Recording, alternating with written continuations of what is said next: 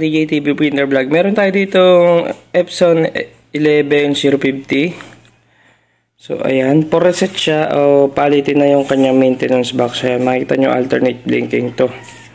So ang gagawin natin dyan, puntahan nyo lang to. Ayan. Tanggalin nyo lang yung tornilyo dito sa likod. Ayan, pagkatanggal nyo, ito maluwag na tong akin. Hilahin nyo lang yan. Tapos tanggalin nyo yung tornilyo rito. Pagkatanggal yung tornilyo dyan, i-pull out nyo lang. Ayan, makukuha nyo na yan.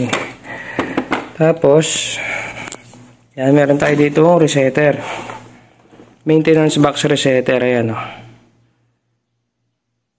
So, ito yun. So, esensya na madumi yung kuko. Ganyan talaga pagka nag-pre-printer. Ayan.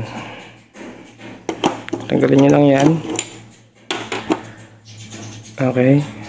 Tapos, isaksak nyo yung cord nyan. Then, pwede nyo nang i-reset kung hindi yan lobat, ha. So, wala tayong pantukod. Mabuhol pala. Wait lang. Reset natin. So, patong nyo lang to.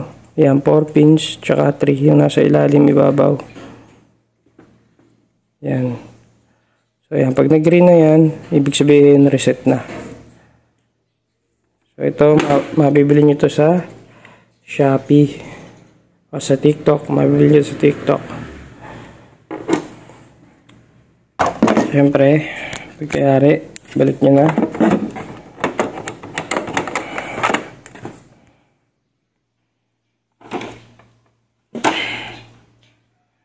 Restart muna natin.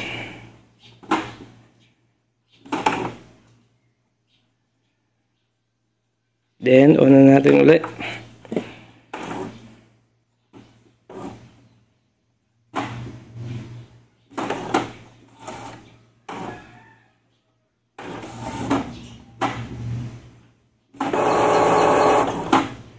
So yung maririnig nyo mga ka-DJ TV Printer Vlog, initialize na siya.